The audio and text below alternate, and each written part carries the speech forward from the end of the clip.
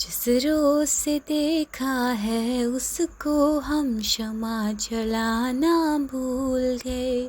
दिल थाम के ऐसे बैठे हैं कहीं आना जाना भूल गए। अब साथ पहर इन आँखों में वो चंचल मुखड़ा रहता है मेरे सामने वाली खिड़की में। गुड मॉर्निंग दोस्तों, उम्मीद है आप सब अच्छे होंगे। तो यहाँ पर है ना, मैं अपने पौधों की थोड़ी सी छटाई कर रही हूँ। सबसे पहले मॉर्निंग ग्लोरी की यहाँ पर कर रही हूँ। उसके जो पत्ते इधर उधर थोड़े बहुत सूख गए थे ना, उनको काट काट के निकाल रही हूँ। और इसका नाम तो मेरे मुंह पे आता ही नहीं। आई थिंक इसको कहते हैं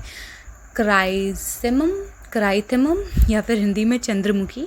तो चंद्रमुखी की यहाँ पर मैं कटाई कर रही हूँ।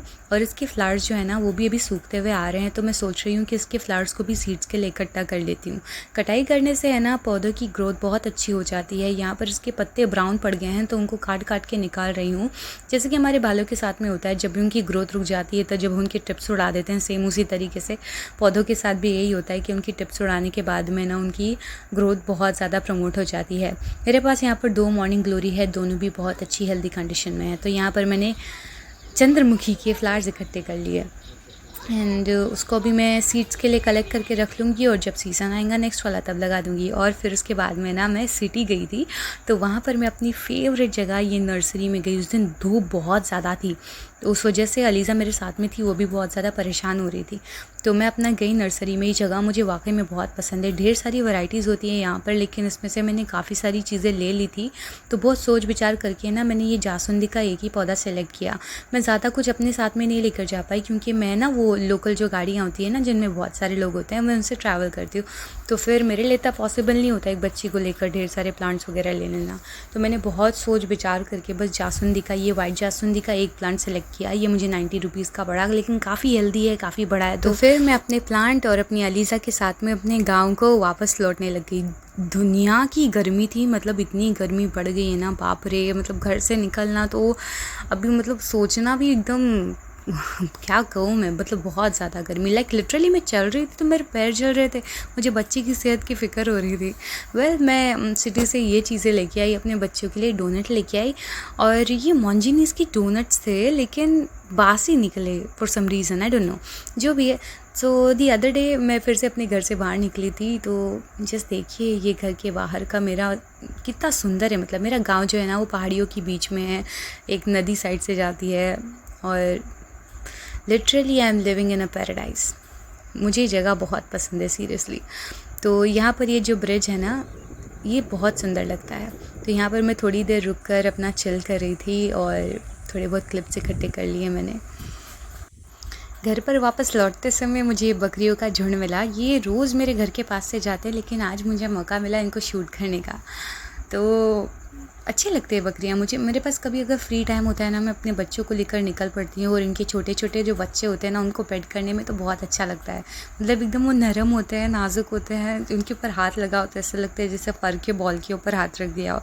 और ये बहुत प्यारी होती है बकरियाँ। हाँ, लेकिन अगर ये मेरे पौधों के पास में आई तो मुझे प्यारी बिल्कुल भी नहीं लगेंगी। लेकिन ये नहीं आती, इनकी केयर टेकर्स काफ़ी इनकी केयर करते हैं, उनको इधर उधर भटकने नहीं देते, तो अच्छी बात है। तो यही, तो फिर मैं घर पे वापस लौटी ना, तो मैंने उस दिन ये चाइना ग्रास बनाया हुआ था, तो मैंने उनको एक इंटरेस्टिंग से शेप में काट लिया। एज यू कैन सी, बहुत सुंदर बने थे और टेस्टी भी थे। और इनका शॉर्ट वीडियो मैं अपलोड करूँगी, ऐसा मैं सोच रही हूँ। और फिर उसके बाद में मैं अपना खाना एंजॉय कर रही थी। मैं अक्सर यही करती हूँ, ऐसी सीनरी के साथ में अपना खाना एंजॉय करती हूँ। मेरे कोकम के पेड़ के ऊपर अभी है ना कोकम पकने लगे हैं, और मेरा इरादा है कि पके हुए कोकमों की मैं शरबत बनाने वाली हूँ। और मैं यही सोच रही हूँ कि जितने भी कोकम है ना, उन सबको पका लूँ और फिर उसकी शरबत बना लूँ। तो अभी है ना, मैं कोकम निकालने जा रही थी और मेरे नींबू की झाड़ के ऊपर भी अच्छे खासे नींबू आ रहे हैं अभी अल्हम्दुलिल्लाह से। मतलब ये पेड़ है ना, आई थिंक कुछ 4-5 सालों से ग्रो कर रहा है, लेकिन फल नहीं दे रहा था। हम लोग काफ़ी वरीड थे इसके लिए, लेकिन इस साल इसने फल दे ही दिया, तो बहुत अच्छी बात है अल्हम्दुलिल्लाह।